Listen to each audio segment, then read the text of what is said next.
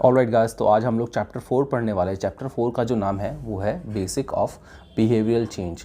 ये दोस्तों बहुत ही इंपॉर्टेंट चैप्टर है। इससे पहले जो मैंने आपको पहला और दूसरा तीसरा चैप्टर करवा दिया है, उसके अंदर तीसरे चैप्टर में मैंने आपको नोट्स भी दिखा दिए हैं। अगर आप सभी पीडीएफ फॉर्मेट में नोट लेना चाहते हैं मुझसे, जितने भी कंप्लीट चैप्टर हैं, तो आप सभी नीचे दिए हुए कॉन्टैक्ट नंबर पर मुझे कॉन्टैक्ट कर सकते हैं। उसके लिए मैं आप लोग को कुछ चार्ज करूँगा और कम्प्लीटली मैं पीडीएफ फॉर्मेट में आप सभी को सारे जितने भी नोट्स हैं वो सब दे दूंगा मैं आपको।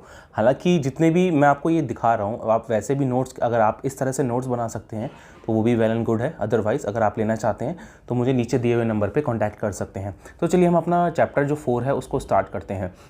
तो दोस्तों देखिए, जो चैप्टर 4 है उसके अंदर सबसे पहली चीज़ जो लिखी हुई है वो है एंटीसीडेंट्स। एंटीसीडेंट्स का मतलब क्या होता है? देखिए दोस्तों, कोई भी ऐसी चीज़ जो किसी भी बिहेवियर को करने पे हमें मजबूर करती है, यानी कि उसको ट्रिगर करती है, उसको हम एंटीसीडेंट्स बोलते हैं। जैसे कि stimuli that proceed a behaviour. Stimuli का मतलब क्या होता है? That comes before a behaviour. मान लीजिए कि आपको सिगरेट पीने की आदत है। कब सिगरेट पीने की इच्छा जो है ट्रिगर होती है? तो मान लीजिए आपने किसी लड़के को देख लिया है, किसी आसपास में इन्वायरमेंट में देखा, तो वो चीज़ आपको ट्रिगर कर रही है। दैट मीन्स कि वो आपका एंटीसीडेंट है। ठीक है, तो ये एंटीसीडेंट का मतलब ये होता है। अब हम बात करते हैं कॉन्सिक्वेंस की। कॉन्सिक्वेंस मतलब क्या होता है? आफ्टर द बिहेवियर, यानी कि रिजल्ट। जब भी आप कोई एक्शन कर लेते हैं उसके बाद का जो बिहेवियर होता है उसको हम कॉन्सिक्वेंस बोलते हैं। देन उसके बाद आता है आपका पनिशमेंट। जब भी कोई एक गुड बिहेवियर नहीं करता, यानी कि एवर्सिव बिहेवियर करता है या aversive stimulus following an undesirable behaviour, उसको हम क्या बोलते हैं? पनिशमेंट बोलते हैं। जैसे कि मान लीजिए कोई व्यक्ति है, वो अच्छा बिहेवियर नहीं कर रहा, उसकी वजह से आपने उसको पनिशमेंट दी है, तो वो क्या कहलाता है? पनिशमेंट कहलाता है। अब अगला आता है आपका शेपिंग। शेपिंग बहुत इंपॉर्टेंट है दोस्तों। शेपिंग का मतलब क्या होता है? बेसिकली आप किसी को शेप कर रहे हैं ताकि वो अपना टारगेट अचीव कर पाए। That means gradually making a change in exercise routine so that they can achieve their target. इसका मतलब सिंपली यही होता है। अब दोस्तों अगला जो है वो है ऑब्जर्वेशनल लर्निंग। ऑब्जर्वेशनल लर्निंग काफ़ी इंपॉर्टेंट होता है, इसको समझना। दोस्तों जो ऑब्जर्वेशनल लर्निंग होता है वो काफ़ी इंपॉर्टेंट होता है। इसके अंदर क्या होता है? ऑब्जर्वेशनल का मतलब समझ लीजिए कि जब भी आप किसी सामने वाले व्यक्ति को देखकर या उसको देखकर अच्छे से ऑब्जर्व कर सीखते हैं, तो उसको हम ऑब्जर्वेशनल लर्निंग कहते हैं। आपने देखा होगा कि कोई क्लाइंट होते हैं जिनके अंदर, तो वो दूसरे क्लाइंट्स को देखते हैं, उनकी एक्सरसाइज परफॉर्मेंस को देखते हैं, देन वो उससे मोटिवेट होते हैं, इंस्पायर होते हैं और उससे वो लोग सीखते हैं। तो उसको हम लोग ऑब्जर्वेशनल लर्निंग बोलते हैं। दैट इज़ वेरी इंपॉर्टेंट दोस्तों। इसका मैंने लिखा हुआ है मतलब when clients see other person working out very well they get motivated. इसका सिंपली मतलब ये होता है। अब जो अगला है वो है हमारा हेल्थ बिलीफ मॉडल। दोस्तों हेल्थ बिलीफ मॉडल बहुत ही ज़्यादा इंपॉर्टेंट है, बहुत ही ज़्यादा। इससे आपको एक क्वेश्चन आ सकता है। तो इसका मतलब बेसिकली होता क्या है? देखिए दोस्तों, हेल्थ बिलीफ का मतलब क्या होता है? बिलीफ सिस्टम पता है ना आपको? बिलीफ मतलब क्या है कि हम किस चीज़ पे भरोसा करते हैं, हमारा किसी चीज़ को लेकर क्या बिलीव है। अब देखिए दोस्तों, आप लोग जो हैं, हमारे स्पेशली इंडिया के अंदर, हम लोग जब तक बहुत ही ज़्यादा क्रिटिकल कंडीशन नहीं हो जाती, मोस्टली केसेस में, तब तक हम हॉस्पिटल नहीं जाते, डॉक्टर के पास नहीं जाते। हम लोग को लगता है चल सब कुछ चल रहा है तो चलने देते हैं।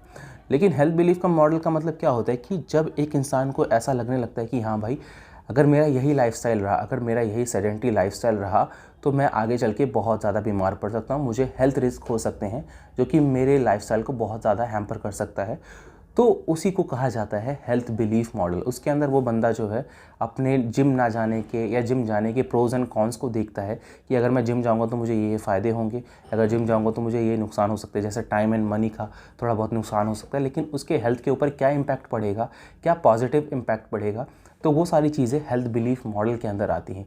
यानी कि उसके बिलीफ को वो चेंज कर रहा है, अपने बिलीफ को चेंज कर रहा है। पहले तो वो बिल्कुल नहीं जाता था, उसका जो लाइफस्टाइल था वो काफ़ी ज़्यादा सेडेंटरी था, लेकिन अब वो अपने बिलीफ को चेंज करके जिम जाना स्टार्ट कर रहा है। दैट मीन्स कि वो अपने बिलीफ सिस्टम को चेंज कर रहा है और हेल्थ बिलीफ मॉडल के अंदर वो आता है।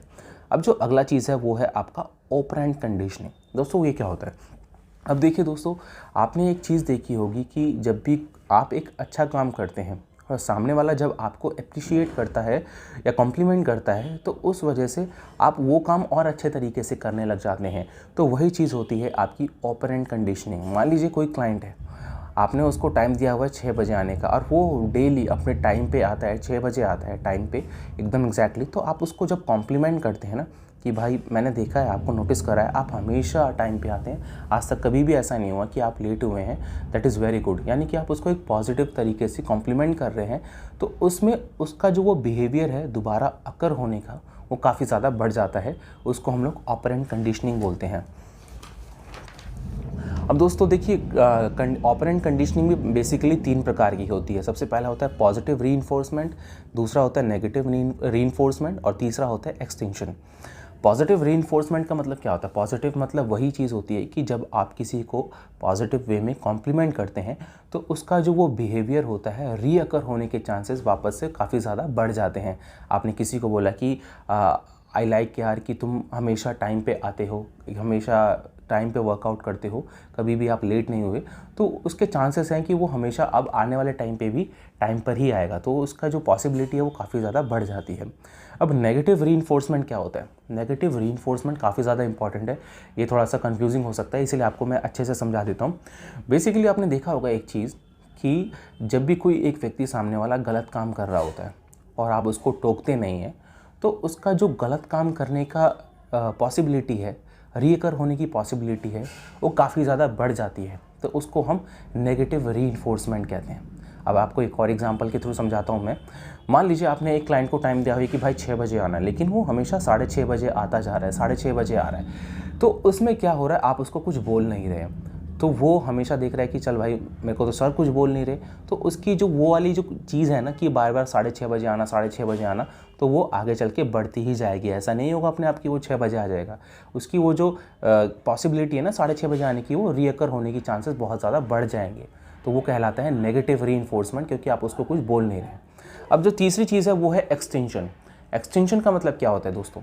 एक्सटेंशन का वैसे तो हिंदी में मतलब होता है बिल्कुल अच्छे तरीके से ख़त्म हो जाना, लेकिन इसके अंदर ऑपरेंट कंडीशनिंग में एक्सटेंशन का मतलब क्या होता है, आपको मैं एक एग्जांपल के थ्रू समझाता हूँ। मान लीजिए एक कपल है, ठीक है, उसमें लड़की जो है लड़के के लिए अपने बालों को कलर करवाती है, ठीक है। रिलेशनशिप के स्टार्टिंग में लड़के ने उसको कॉम्प्लीमेंट करा कि यार तुम पे ये बहुत ही ज़्यादा अच्छा लग रहा है, काफ़ी ज़्यादा ब्यूटीफुल लग रहे हो तुम, तो उससे क्या होता है कि उसका वो करने की डिज़ायर बढ़ जाती है। लेकिन वहीं पे जब कुछ सालों बाद, 4-5 साल बाद, जब वो वापस से अपने बालों को कलर कराती है और देखती है कि यार सामने वाले ने बंदे ने तो नोटिस भी नहीं करा, अगर नोटिस कर भी लिया तो उसने कोई कॉम्प्लीमेंट नहीं करा, तो उससे क्या होता है, उसको उस काम करने की डिज़ायर की क्षमता जो डिज़ायर होती है वो ख़त्म हो जाती है। फिर वो एकदम ख़त्म कर देती है अपने डिज़ायर को कि यार सामने वाले को कुछ तो फ़र्क ही नहीं पड़ता, चाहे मैं बालों को कलर करवाऊँ या ना करवाऊँ, तो उससे उसका रीअकर होने की जो डिज़ायर होती है वो बिल्कुल ख़त्म हो जाती है, पॉसिबिलिटी बिल्कुल ख़त्म हो जाती है, तो उसको हम एक्सटेंशन बोलते हैं। अब अगला है हमारा HAES। HAES का मतलब सिंपली होता है हेल्थ एट एवरी साइज़। इसका मतलब क्या हुआ दोस्तों? आपने देखा होगा कि जिम में जितने भी लोग आते हैं सबका मेन टारगेट होता है कि सर हमें वेट लॉस करना है, वेट लॉस करना है। तो क्या जितनी भी एक्सरसाइजेज हैं, हमारा जो जिम में जाना, जो फिज़िकली वर्कआउट करना, क्या सिर्फ और सिर्फ वो हमें एक ही बेनिफिट पहुंचाता है? नहीं दोस्तों, उसके बहुत सारे बेनिफिट्स होते हैं, लेकिन लोगों का ध्यान सिर्फ और सिर्फ कहाँ जाता है कि भाई हमें अपना जो है वज़न कम करना है। वो तो सिर्फ उसका एक छोटा सा बेनिफिट हो गया कि आपका जो वज़न है वो कम रहेगा, हेल्दी रहोगे आप। लेकिन उसके अलावा जब लोगों का आप माइंडसेट चेंज करते हो कि भाई आपका बीपी भी कम होगा, आपका लो डेंसिटी लिपोप्रोटीन कम होगा, आपकी ईटिंग जो लाइफस्टाइल है वो काफ़ी ज़्यादा हेल्दी हो जाएगी, आपकी जो एक्टिविटी लाइफस्टाइल है वो काफ़ी ज़्यादा अच्छी रहेगी, सेडेंटरी से आप एक्टिव लाइफस्टाइल को अपना लोगे, तो ये सारी चीज़ें जो आती हैं आप उसके फोकस को बिल्कुल चेंज करके, वेट लॉस से चेंज करके इन सब चीज़ों पे लेके आते हो, तो उसको हम बोलते हैं HAES, that means health at every size. अब हम अगली बात करते हैं written agreement and behavioural contract. इसका मतलब क्या होता है दोस्तों? देखिए, रिटन एग्रीमेंट में क्या होता है कि जब भी आप किसी को पीटी पिच करते हैं, देन उसके बाद जब वो सामने वाला पर्सन आपसे पीटी लेता है, तो उसके अंदर एक कॉन्ट्रैक्ट पेपर होता है, दोनों को साइन करना होता है। उसके अंदर दोनों के जो रोल होते हैं वो लिखे होते हैं कि हाँ भाई जो आपका जो पर्सनल ट्रेनर है वो आपके लिए ये काम करेगा, ऐसे ऐसे काम करेगा, और उसमें क्लाइंट के भी रोल लिखे होते हैं कि आपको ऐसे ऐसे काम करना, आपको इतने बजे टाइम पे आना है, ये सारी चीज़ें, वो सारी चीज़ें लिखी होती हैं। मतलब बेसिकली दोनों के रोल लिखे होते हैं। रोल उनके क्या है, एक पर्सनल ट्रेनर का रोल क्या रहेगा इस एग्रीमेंट में, और एक क्लाइंट का रोल क्या रहेगा इस एग्रीमेंट में, तो बेसिकली वो दोनों चीज़ें इसमें लिखी होती है और रिटन एग्रीमेंट होता है, उसमें दोनों साइन करते हैं। अब अगला आता है behavioural contract. Behavioural contract basically एक रिवॉर्ड सिस्टम की तरह होता है जो कि क्लाइंट खुद को देता है। बेसिकली वो क्लाइंट जो है अपनी तरफ से खुद साइन करता है, हालांकि इस पर एक पर्सनल ट्रेनर होता है, उसको भी साइन करना होता है। अगर कर ले तो ज़्यादा बेटर है। उसके अंदर क्या होता है कि मान लीजिए क्लाइंट ने बोला है कि हाँ, अगर मैंने 1 महीने के अंदर 2 किलो वज़न कम किया या 1 महीने में लगातार आया तो मैं अपने आप को आइसक्रीम गिफ्ट करूँगी 1 महीने बाद, या अपने आप के लिए मैं ये ड्रेस खरीदूँगी। तो बेसिकली वो बिहेवियर कॉन्ट्रैक्ट के तहत आता है, जस्ट एक अपने आप को मोटिवेट रखने के लिए। देन अगला है कॉग्निशन एंड बिहेवियर। कॉग्निशन का मतलब मैं सिंपली आपको समझा देता हूँ। कॉग्निशन मतलब समझिए कि थिंकिंग, थॉट्स एंड बिहेवियर। अब आपके जिस प्रकार के थॉट्स होते हैं वो आपके बिहेवियर को डिसाइड करता है। कॉग्निशन का सिंपल सा मतलब ये होता है, कॉग्निशन है बिहेवियर। अगर आपके थॉट्स पॉजिटिव हैं अपने वर्कआउट को लेके, तो आपका जो रिज़ल्ट है, आपका जो जिम के प्रति अडियरेंस है वो काफ़ी ज़्यादा बढ़ जाएगा। लेकिन वहीं पे जब आपके थॉट्स नेगेटिव हैं, आपको लगता है कि यार मैं जिम में जाऊंगा तो मेरे को इंजरी हो सकती है, मेरे लिए जिम तो बना ही नहीं है, लोग मेरे को देख के मजाक उड़ाते हैं, तो ऐसे बहुत सारे नेगेटिव थॉट्स जब आपके आते हैं तो उसमें क्या होता है, आपका जो टारगेट है वो अचीव होने में काफ़ी ज़्यादा मुश्किल हो सकती है। तो बेसिकली इसका मतलब यही होता है। बॉटम लाइन में मैंने लिखा हुआ है, how a person thinks about exercise and exercise programme success affect their exercise behaviour. Basically इसका मतलब यही होता है। अब दोस्तों जो ये वाला चीज़ मैं आपको पढ़ाने चाह रहा हूँ, ट्रांस थियोरेटिकल मॉडल, बहुत ही ज़्यादा इंपॉर्टेंट है। इसमें से डेफिनेटली 1-2 क्वेश्चन आते ही आते हैं और इसको आपको समझना ज़्यादा इंपॉर्टेंट है, रादर देन कि आप एग्जाम पॉइंट ऑफ व्यू से देखें इसको। आप इसको normally day to day life में भी देखेंगे तो काफ़ी ज़्यादा इंपॉर्टेंट है ट्रांस थियोरेटिकल मॉडल, जिसको हम शॉर्ट फॉर्म में बोलते हैं TTM। अब इसके अंदर जो सबसे इंपॉर्टेंट चीज़ है वो है स्टेजेस ऑफ चेंज। अब इसके अंदर क्या होता है दोस्तों, इसके अंदर आपके ये स्टेप्स आते हैं, pre contemplation, contemplation, preparation, action and maintenance. अब आप लोग सोच रहे होंगे कि क्या चीज़ है, बहुत ही ईजी है। प्री कंटेम्पलेशन का मतलब होता है कि आप अभी किसी चीज़ के बारे में सोच ही नहीं रहे। कंटेम्पलेशन का मतलब होता है कि आपने उसके बारे में सोचना स्टार्ट कर दिया है। प्रिपरेशन यानी कि अब उसको लेके आप प्रिपेयर कर रहे हैं। देन उसके बाद एक्शन, अब आपने उसके बारे में एक्शन ले लिया है। अब उसके बाद आता है मेंटेनेंस, यानी कि अब आप उसको लॉन्ग टर्म तक परस्यू कर रहे हैं, कंसिस्टेंट है। ये लाइफ के हर एक स्टेज में अप्लाई होता है। मान लीजिए मैं इसके अंदर आपको जिम का एक एग्जांपल देता हूँ कि एक बंदा है बहुत ही ज़्यादा सेडेंटरी है, अभी वो जिम के बारे में सोच ही नहीं रहा है, उसके दिमाग में आ ही नहीं रहा है कि भाई उसको वर्कआउट भी करना है। दैट मीन्स कि वो कौन से स्टेज में है, प्री कंटेम्पलेशन स्टेज में है। देन उसने सोचा कि यार अब मुझे ना वर्कआउट करना चाहिए। अब वो उसको कंसिडर कर रहा है कि हाँ मुझे एक्सरसाइज करनी चाहिए, अदरवाइज़ मेरे को कुछ रिस्क हो सकता है। दैट मीन्स कि वो अपने हेल्थ बिलीफ मॉडल जो है उसको चेंज कर रहा है, अपने हेल्थ बिलीफ के अकॉर्डिंग वो देख रहा है कि यार मेरे को ये बीमारी हो सकती है। तो वो अब किस में आ गया, कंटेम्पलेशन स्टेज में आ गया, यानी कि अब वो एक्सरसाइज के बारे में सोचना उसने स्टार्ट कर दिया। अब प्रिपरेशन क्या होगा, प्रिपरेशन में वो अब देखिएगा भाई मैं जिम के लिए जूते लेके आऊँ, टी-शर्ट्स लेके आऊँ, अपने लिए रिस्ट बैंड लेके आऊँ, जो भी सारी चीज़ें जिम के अंदर इक्विपमेंट्स होते हैं जो एक पर्सन बाय करता है, इक्विपमेंट्स वगैरह, तो वो उसने उसकी तैयारी कर ली। अब एक्शन ले लिया उसने, भाई जिम की मेंबरशिप ले ली, अब वो जिम जाना स्टार्ट कर दिया उसने, जिम वर्कआउट जो है वो कर रहा है, लेकिन लेस देन 6 मंथ उसको जिम करते हुए, वर्कआउट करते हुए 6 महीने से कम हुए हैं। दैट मीन्स कि वो अभी एक्शन के स्टेज में है। देन उसके बाद आता है मेंटेनेंस स्टेज। मेंटेनेंस स्टेज यानी कि मोर देन 6 मंथ, यानी कि अब वो कंसिस्टेंट हो गया है 6 महीने से ज़्यादा, तो उसको हम मेंटेनेंस स्टेज कहते हैं। दोस्तों आप एक लाइफ के हर एक एग्जांपल के उसमें देख सकते हैं, जैसे मान लीजिए कोई सिगरेट पीना चाहता है, या कोई पढ़ना चाहता है, या कोई बिज़नेस स्टार्ट करना चाहता है, तो वो सारी चीज़ें हैं इसके अंदर। आप देख सकते हैं कि हर एक चीज़ में ये सारी चीज़ें अप्लाई होती हैं, pre contemplation stage, contemplation stage, preparation, action and maintenance, जो कि बहुत ही ज़्यादा इंपॉर्टेंट है। अब उसके बाद आता है प्रोसेस ऑफ चेंजेस। इसके अगर आपके पास बुक है, पेज नंबर 72 पे टेबल नंबर 4.1 में दे रखा है कि किस तरह से प्रोसेस जो है लोग, एक पर्सन जैसे प्री कंटेम्पलेशन स्टेज से कंटेम्पलेशन स्टेज में कैसे आता है, उसके इन्वायरमेंट में सारी चीज़ें देखता है कि भाई अब इन्वायरमेंट में या फिर उसके हेल्थ पे कोई रिस्क आ रहा है, तो इस वजह से वो प्री कंटेम्पलेशन स्टेज से कंटेम्पलेशन स्टेज पे आने लग जाता है। तो वो सारी चीज़ें इसमें बताई गई है। अब तीसरा जो है वो है काफ़ी ज़्यादा इंपॉर्टेंट, सेल्फ एफिकेसी। पिछले चैप्टर्स में भी मैंने आपको पढ़ा रखा है।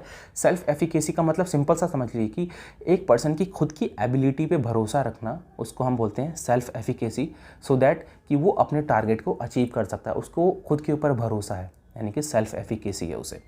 अब अगला जो है डिसीजनल बैलेंस।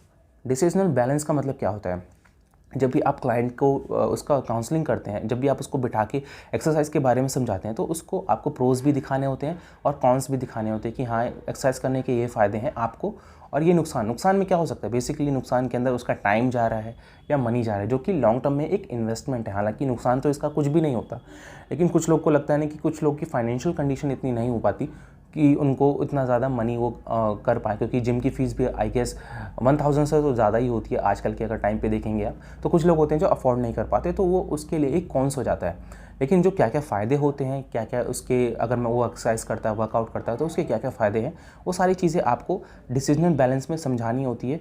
उसके आपने जब भी वर्कआउट प्लान करते हैं या उसको समझाते हैं, तो आपको उसके प्रोज़ को ज़्यादा दिखाना होता है, कॉन्स को कम दिखाना होता है। बेसिकली उसके दिमाग में, माइंडसेट में एक अच्छा सा आपको बिठा देना होता है कि हाँ भाई, वर्कआउट करने से आपकी हेल्थ पे बहुत ज़्यादा बेनिफिट होगा। देन उसके बाद pre contemplation stage and contemplation stage में ज़्यादा बंदा जो है कॉन्स की तरफ ध्यान देता है, क्योंकि अभी वो उसके बारे में सोच ही नहीं रहा। जब सोच भी रहा है तो उसके दिमाग में अभी भी डाउट रहता है कि आज जाऊँ या ना जाऊँ। तो कॉन्स इस स्टेज के अंदर ज़्यादा देखने को मिलते हैं। लेकिन जब वो एक्शन स्टेज में आता है, मेंटेनेंस स्टेज में आता है, तो वो उसके अंदर उसको प्रॉस देखने को मिलते हैं कि हाँ मेरे को फ़ायदा हो रहा है, मेरे को एडवांटेज दिख रहे हैं एक्सरसाइज के। अब जो अगला है वो है कॉग्निटिव बिहेवियर चेंज टेक्निक। यानी कि मैंने आपको बताया था अभी, कॉग्निटिव का मतलब क्या होता है, थिंकिंग बिहेवियर चेंज टेक्निक। उसके अंदर आप किसी क्लाइंट के कैसे उसकी बिहेवियर को चेंज कर सकते हैं, उसके थॉट प्रोसेस को चेंज कर सकते हैं एक्सरसाइज को लेके।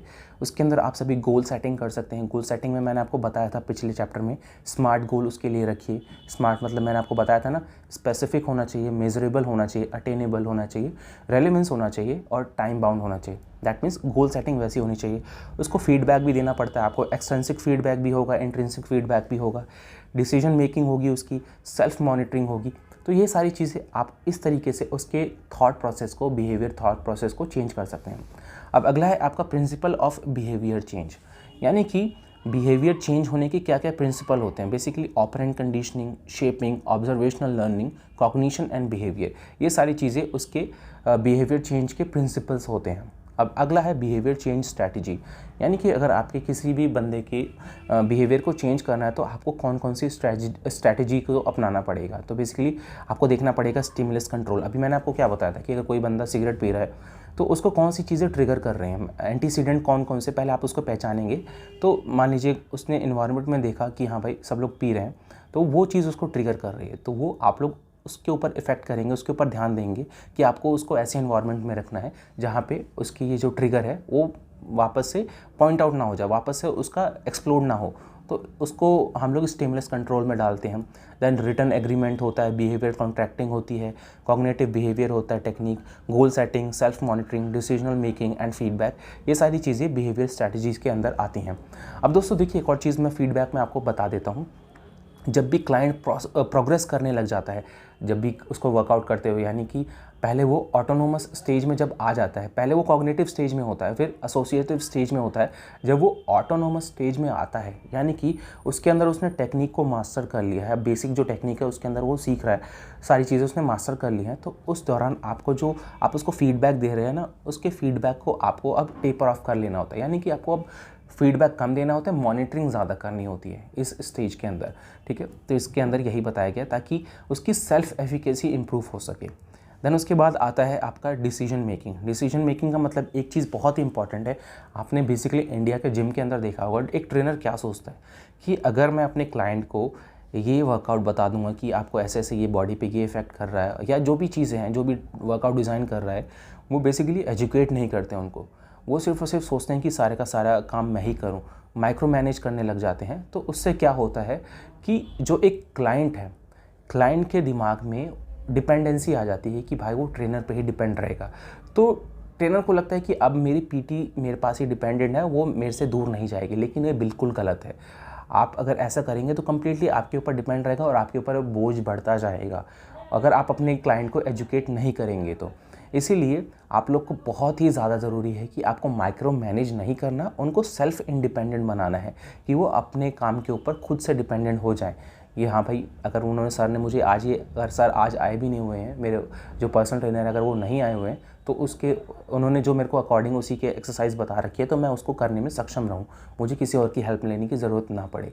अगर ज़रूरत भी पड़े तो मैं वो खुद से अपने सेल्फ एफिकेसी के द्वारा मैं कर सकता हूँ। तो क्लाइंट को आपको एजुकेट करना है, अपनी तरफ बांध के रखना, ये सारी चीज़ें मिथ्स होती हैं, ऐसा कुछ नहीं होता। आपको उनको एजुकेट करना है। और last but not the least self monitoring. अब उसके अंदर क्या होता है, क्लाइंट अपने प्रोग्रेस को देखता है। प्रोग्रेस को देखने के लिए वो क्या करता है, उसको एक जर्नल मेंटेन करना होता है, अपने थॉट्स को मेंटेन, ताकि वो अपने थॉट्स को लिख सके उसके अंदर कि हाँ भाई मेरे एक्सपीरियंस क्या हो रहे हैं, मेरे क्या क्या इमोशंस लग रहे हैं मेरे को प्रोग्राम में पार्टिसिपेट करने में। तो वो सारी चीज़ें सेल्फ मॉनिटरिंग के अंदर आ जाती हैं। तो आई होप गाइस आप सभी को चैप्टर जो 4 है वो समझ में आ गया होगा। अब अगला जो चैप्टर है वो चैप्टर 5 है। अगर आप सभी को ये नोट्स चाहिए एक PDF फॉर्मेट में, तो मैं आपको बता देता हूँ कि ये जितने भी नोट्स हैं उसको मैंने PDF फॉर्मेट में स्कैन कर रखा है। नीचे दिए हुए नंबर पे आप सभी मुझे कांटेक्ट कर सकते हैं, व्हाट्सएप कर सकते हैं। वहाँ पे मैं आप सभी को ये PDF फॉर्मेट में दे दूँगा, लेकिन उसके मैं कुछ चार्ज पे करूँगा। बेसिकली उसका चार्ज 1000 रुपीज़ है, जिसके अंदर मैं आपको सारे के सारे जितने भी नोट्स हैं वो मैं आपको प्रोवाइड कर दूँगा।